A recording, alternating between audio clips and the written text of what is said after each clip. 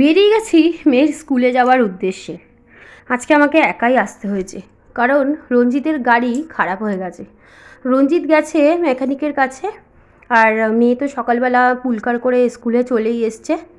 স্কুলের কাজ সারা হয়ে গেছে, মানে আজকে মেয়ের স্কুলে অ্যাডমিশনটা ছিল, আর কাজ সারা হয়ে গেছে। এখন আমি চলে যাচ্ছি বাড়ির উদ্দেশ্যে।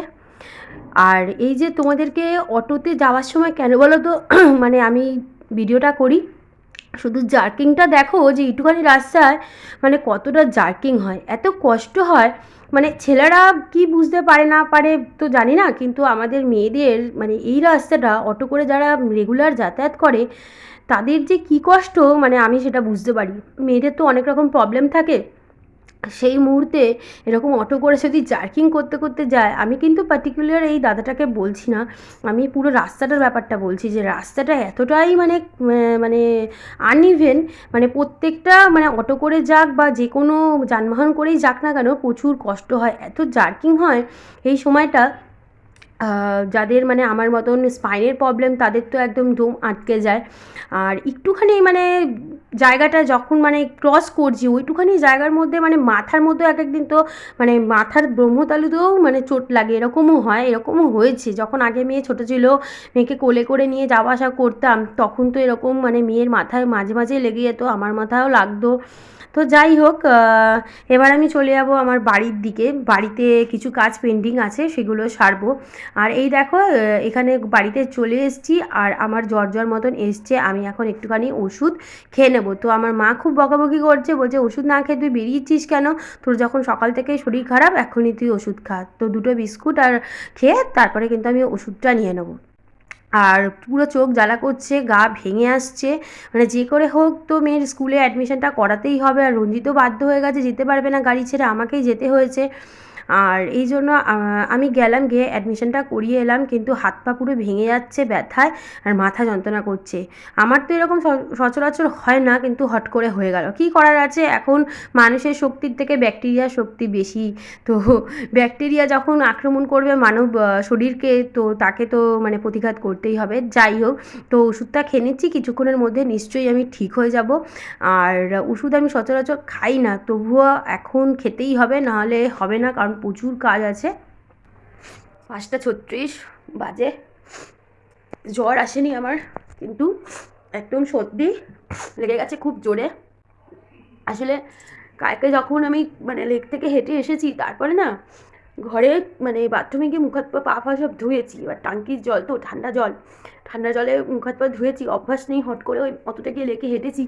তারপরে এসেই মানে অস্বস্তি লাগছিলো, এসেই আবার ঠান্ডা জল দিয়ে মুখ হাত পা পুরো ধুয়েছি, ঠান্ডাটা লেগে গেছে। আর রাত্রিবেলাও কালকে একটা কাজের জন্য বেরাতে হয়েছিল, ওই অনেকটাই দূর হেঁটে হেঁটে গেছি, আবার হেঁটে হেঁটে এসেছি, গলার মধ্যে স্কার্ফ দেওয়া ছিল, কিন্তু হুট করে তো ঠান্ডাটা পড়েছে। মানে এতদিন তো এইভাবে ঠান্ডাটা পড়েনি, হুট করে তো ঠান্ডাটা পড়েছে দুদিন ধরে, ওটা মানে শরীর নিতে পারেনি। আমার জ্বর আসেনি, কিন্তু গলা বসে গেছে, নাক জ্বালা করছে, মাথা ব্যথা করছে, গা হাত পা ব্যথা করছে। আর যেহেতু কালকে অতটা হেঁটেছি, তারপর এক্সারসাইজ করেছি, এই জন্য শরীরটা মানে খুব মোড়াচ্ছে, মানে গা হাত পা খুব টান দিচ্ছে। কালকে তো সারা রাত ঘুমাতে পারিনি, মানে রঞ্জিতকে তো মানে পুরো খুব জ্বালিয়েছি কালকে সারা রাত, মানে নিজেও ঘুমাতে পারছি না, আর পায়ে এত যন্ত্রণা করছে, এত যন্ত্রণা করছে, ও বেচারা আমার জ্বালা ঘুমাতে পারেনি। তো প্যারাসিটামল 500 একটা খেয়েছি, মানে মেয়ের স্কুল থেকে, ও তোমরা তো দেখলেই, একটা খেয়ে নিয়েছি। এখন মানে সকালের মতন অতটা কষ্ট হচ্ছে না, কিন্তু আরেকটা খেতে হবে, নাহলে এই গলা বসা, এই নাক জ্বালা, এইগুলো ঠিক হবে না। তো মায়ের কাছে গেছিলাম দুপুরবেলা, মাকে সকালেই বলে দিয়েছিলাম তুমি ভাত তরকারি করে নেবে আমার জন্য। আমি ওখানে খেয়ে মেয়ের জন্য নিয়ে এসেছি, ডাস্টবিনে রান্না আমি করেই গেছিলাম। আর এখন দুপুরে খাওয়া দাওয়ার পর ভেবেছিলাম ঘুমাবো না, কিন্তু চোখ ফোক জ্বালা করছে তো, আর সারা রাত যেহেতু ঘুমায়নি, এই জন্য একটু কেমন কেমন লাগছিলো, একটু শুয়েছিলাম। মেয়ে এসে গেছে, মেয়ে খাবারও নিজে বেড়ে খেয়েছে। এবার ঘরের বাকি সমস্ত কাজ বাজ সারবো, সেরে আবার বেরাতে হবে। একটু পরে বেরাবো, এখনই না, কিছুক্ষণ বাদে বেরাবো, একটু কাজ আছে। তার আগে আমার যা যা ডিউ কাজ আছে সেগুলো সব সেরে নিই। তো চলো বন্ধুরা, আবার দেখা হচ্ছে কিছুক্ষণ বাদে। পুজো দিতে বসেছি, আর প্রত্যেক দিন কিন্তু আমি 2 বেলা কর্পূর মানে ধরাই ঠাকুরের কাছে। ঠাকুরের কাছে তো কর্পূর ধরানো খুবই ভালো, কিন্তু এর আরেকটা গুণগুণ আমি তোমাদেরকে বলছি। যদি তোমরা মানে ঘরে যারা ওই নারকোল ছোবার ধুনোটা জ্বালাও, তার সাথে যদি 2টো কর্পূরও ধরিয়ে দাও, বা শুধু কর্পূর বা তেজপাতা একসাথে ধরিয়ে সারা ঘরে দাও, তাহলে কিন্তু আমাদের ওই অল আউট, গুড নাইট আর মশার ধূপকাঠি, মশার যে কয়েল, ওগুলো কিন্তু ঘরে মানে তোমাকে আর ইউজ করতে হবে না। আমি কিন্তু মানে প্রথম যখন শীত পড়েছিল আমি কিনে নিয়ে এসেছিলাম, কিন্তু এখন অনেক দিন হয়ে গেছে, মানে 15-20 দিন হয়ে গেছে আমি কিন্তু আর মশার ধূপকাঠি ব্যবহারই করছি না, কারণ আমার মেয়ের শ্বাসকষ্ট শুরু হয়েছিল ওই মশার ধূপকাঠি জ্বালিয়ে জ্বালিয়ে। এই জন্য আমি কর্পূরটা মানে ঘরে রাখি, ওই 2 বেলা কর্পূর ধরিয়ে দিই। বিশ্বাস করো, মানে জানলাগুলো তো বন্ধ করতেই হবে, বন্ধ করে দিই 3টে-4টের সময়। তারপরে এই যে এরকম সন্ধেবেলা কর্পূর দিয়ে দিই, কর্পূর ধরিয়ে দিই, ঠাকুরের কাছে দেওয়া হলো। আর এই কর্পূরের গন্ধর জন্য ঘরে কিন্তু একটাও মশা প্রবেশ করতে পারে না। কর্পূর তো এমনি আমাদের মানে পজিটিভিটি আনে, তাছাড়াও এই গুণাগুণটাও আছে। তো যারা যারা জানো না, এরকমভাবে ঘরে ইউজ করতে পারো। অনেক ঘরে এরকম পেশেন্ট আছে যারা এরকম মশার ধূপকাঠি বা কয়েলের গন্ধ সহ্য করতে পারে না। তো তাদের জন্য আমি বলছি, কর্পূর আর তেজপাতা একসাথে ধরিও 3টে-4টে করে, মানে 2টো ছোটো ছোটো কর্পূরের ট্যাবলেট আর মানে এই তেজপাতা ধরিও খুবই উপকার। আর একটা কথা বলি, দেখো আমি একদিন পুজো দিচ্ছিলাম, সেই সময় কিন্তু একজন মানে এসছিলেন, ওই যে নবদ্বীপ মায়াপুর থেকে আসেন না, তিনি এসছিলেন।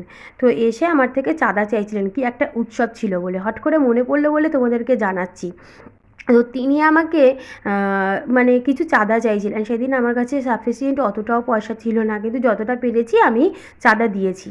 তো আমার একটা মানে আছে, মানে যখনই আমার ঘরে নতুন কেউ আসে, আমি কিন্তু তার সাথে নিজের গোপালের পরিচয় করাই, আর আমার গোপালের দোলনাটা দোল দিতে বলি। তো এখন তো গোপালের দোলনায় তোমার ওই দড়িটা লাগানো নেই, কিন্তু দেখা করাই। নতুন যেই আসে না কেন, আমি তাকে বলি, এই যে দেখ আমার গোপাল, বা এই যে দেখুন আমার গোপাল, এরকম বলি। তো এত সুন্দর একটা কমপ্লিমেন্ট আমি পেয়েছি, সেটা আমি ভাবলাম তোমাদের সাথে শেয়ার করি। তো তিনি যখন চাঁদাটা নেওয়া হয়ে গেল, আমি তাকে মানে প্রণাম করলাম, তারপরে বললাম যে আমার ঘরের গোপালকে আপনি একবার দেখে যান। তো দেখার পরে তিনি আমার ঘরে এলেন, রঞ্জিত ছিল সেদিন ঘরে, দেখলেন, দেখে কিছুক্ষণ আর মুখের দিকে তাকিয়ে থেকে আমাকে কি বললো জানেন? আমাকে বলল যে মা, তুই তো ভালোই তোর ঘরের মধ্যে বৃন্দাবন সাজিয়ে রেখেছিস। আমার এই কথাটা এত ভালো লেগেছে, আর মানে কথাটা ভালো লেগেছে বলতে, মানে উনি মায়াপুর নবদ্বীপে একদম কৃষ্ণের ভক্ত। আরও কত কিছু উনি মানে সব কিছু তো আমি জানি না, কিন্তু কত মানে গভীর কথাটা দেখো। উনি বললেন যে মা, তুই তো ঘরে ভালোই বৃন্দাবন সাজিয়ে রেখেছিস, আমি তো বৃন্দাবন মানে যেতে পারিনি, যাই না এই জন্মে যেতে পারবো নাকি, ভাগ্যে আছে নাকি। কিন্তু কথাটা আমার এত মানে মনে লেগেছে যে কি বলবো। আমার চোখ থেকে মানে জল চলে এসেছিলো। আমি তো সেরকমভাবে ঠাকুরকে সেবাই দিতে পারি না, ওই জল মিষ্টি দিই সারা বছর, খুব বেশি হলে টুকি টাকি কিনে দিই। আর হ্যাঁ, জন্মাষ্টমীতে পারলে যতটা পারি করি, কিন্তু সারা বছর ভোগ দেওয়া, সেবা করা সেরকম কিছুই করতে পারি না, জানো। কিন্তু এই যে কথাটা আমি শুনেছি ওনার মুখে, আমার এত ভালো লাগছিলো। কিন্তু আমার ভবিষ্যতে আরও ইচ্ছা আছে আরও কিছু করার। দেখি ভগবান যেদিন আমাকে সেই ক্ষমতায় পৌঁছাবে, নিশ্চয়ই আমি ভগবানের আরও সেইভাবে সেবা করব। তো সব কিছু কাজ সেরে দেখো, আজকে হাঁটাহাঁটি করা হয়নি বলে একটা কাজে আমি বেরিয়েছিলাম, অটো করে যাওয়ারই ছিল, কিন্তু অটো আমি ইউজ করিনি। আমি কিন্তু মানে পায়ে হেঁটে যাচ্ছি আসছি, 1 ঘন্টা আমার হাঁটাহাঁটি হয়ে গেছে। তো আজকের ব্লগটা বন্ধুরা আর বেশি লং করব না, কারণ এই সময় আমার পুরো শরীর খারাপ হয়ে গেছে। মানে আমি মায়ের বাড়িতে গেছি আর উঠতে পারছি না, এত শরীর খারাপ লাগছে। আজকে ব্লগটা এখানে এন্ড করছি। আবার তোমাদের সাথে দেখা হবে নতুন একটা ব্লগে। সবাই তোমরা ভালো থাকো, সুস্থ থাকো, আর আমার ভিডিওস দেখতে থাকো। আর যদি ভিডিওস দেখে ভালো লাগে, অবশ্যই কিন্তু আমার পেজটা ফলো করে দিও। ইউটিউবে দেখলে কিন্তু চ্যানেলটা সাবস্ক্রাইব করে দিও। আর ভগবানকে বলে যেন তাড়াতাড়ি তাড়াতাড়ি আমি ঠিক হয়ে যাই। Bye, love you all my